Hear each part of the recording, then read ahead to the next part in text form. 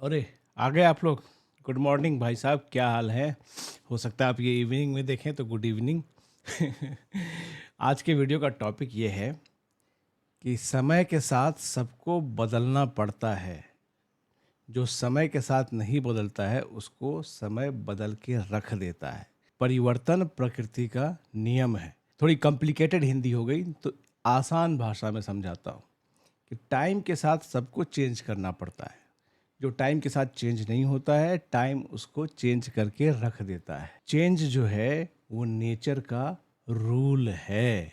जी हाँ, ये बात क्रिकेट में भी लागू होती है, ये बात T20 क्रिकेट में भी लागू होती है, ये बात IPL की टीमों पे भी लागू होती है, ये बात इंटरनेशनल टीमों पे भी लागू होती है, ये बात विराट कोहली पे भी लागू होती है और ये बात बाबर आजम और मोहम्मद रिजवान पे भी लागू होती है। तो अभी किस चीज़ की बदलाव की ज़रूरत है भैया? तो अभी बदलाव की ज़रूरत है अपने मेथड में, अपने अप्रोच में, अपने सोचने के तरीके में। T20 क्रिकेट में चाहे विराट कोहली हो, चाहे बाबर आजम हो, चाहे मोहम्मद रिजवान हो, साल भर पहले तक ये लोग T20 के one of the greatest batter माने जाते रहे थे, हैं भी। इन्होंने कमाल का परफॉर्मेंस भी दिया है, अपनी अपनी टीम को कमाल की जीत भी दिलाई है।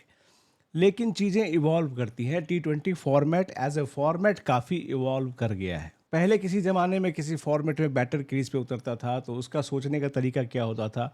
कोई बॉल आ रही है, इस बॉल पे आउट नहीं होना है, पहला वो इंश्योर करता था कि इस बॉल पे आउट ना हो, सबसे पहली ज़रूरत। फिर आउट नहीं हुए तो किसी तरह से सिंगल बन जाए, सिंगल से अगर बॉल ख़राब मिल गई है तो डबल बन जाए, और ख़राब बॉल मिल गई है तो चौका लग जाए, और भी ख़राब बॉल मिल गई है तो छक्का लग जाए, सिक्सर लग जाए।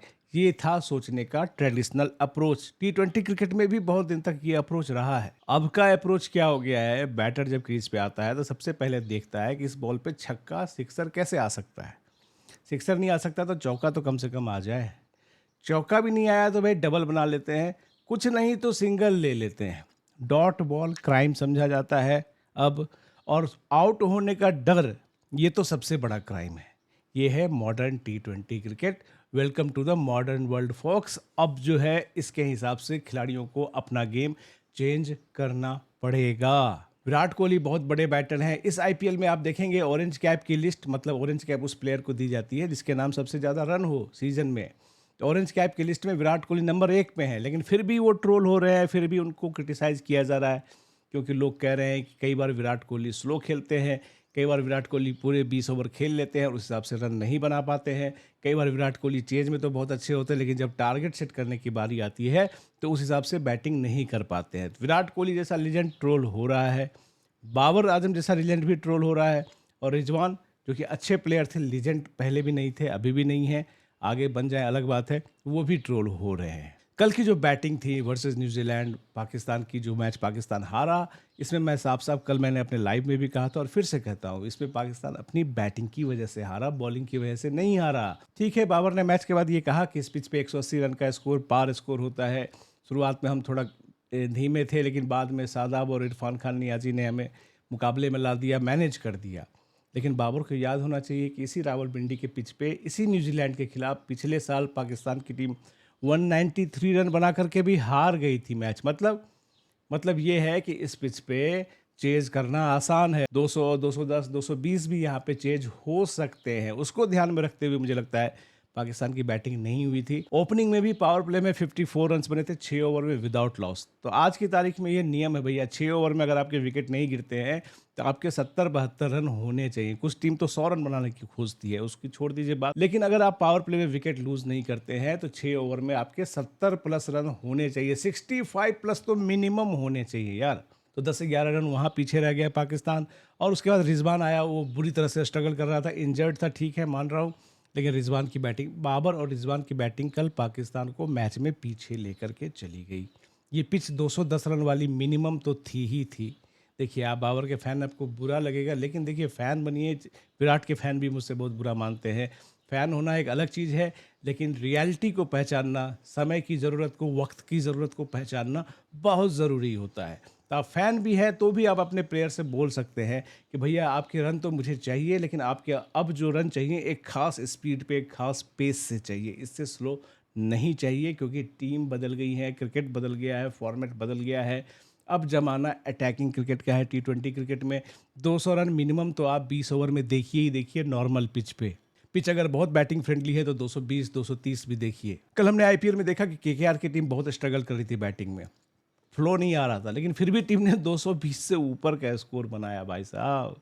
ये है मॉडर्न डे क्रिकेट, और बहुत ज़रूरी है कि आज की क्रिकेट के हिसाब से अपने आप को बदला जाए, ढाला जाए, एरियल शॉट्स डेवलप किए जाए। हमेशा टाइम करके चौके लगा के रन नहीं बन सकते हैं।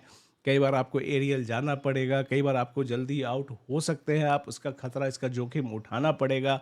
आपकी सेंचुरी और हाफ सेंचुरी कम हो जाएंगी तो इसका जोखिम लेना पड़ेगा। आप ओडीआई क्रिकेट में खेलिए उस तरह से, आप टेस्ट क्रिकेट में खेलिए जिस तरह से आप खेलना चाहते हैं, लेकिन जब बात आती है T20 क्रिकेट की तो आपको मॉडर्न डे की ज़रूरत के हिसाब से बैटिंग करनी पड़ेगी। मुझे लगता है बाबर आजम बहुत स्मार्ट प्लेयर है। अभी एक मैच के बेसिस पे बहुत ज़्यादा राय नहीं बना लेनी चाहिए। आने वाले मैचों में हो सकता है वो अपनी बैटिंग का मेथड थोड़ा चेंज करेगा, लेकिन बाबर के बाद बाबर और रिजवान एक साथ क्रीज पे आ जाए, ये भी क्राइम है।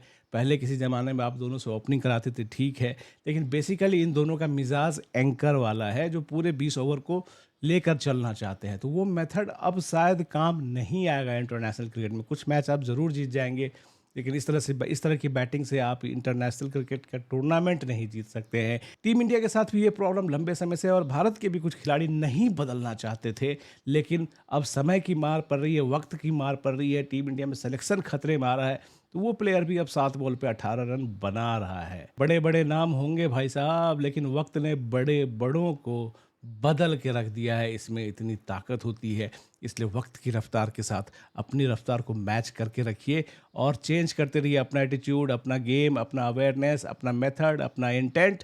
तभी आप सक्सेसफुल कहला पाएंगे। आपके पास्ट के रन्स आपको नहीं बचाने आएंगे। समय की ज़रूरत के हिसाब से बदलिए, चाहे आप बाबर आजम हो, चाहे आप विराट कोहली हो, चाहे मोहम्मद रिजवान हो, नहीं तो वक्त आपको बदल देगा।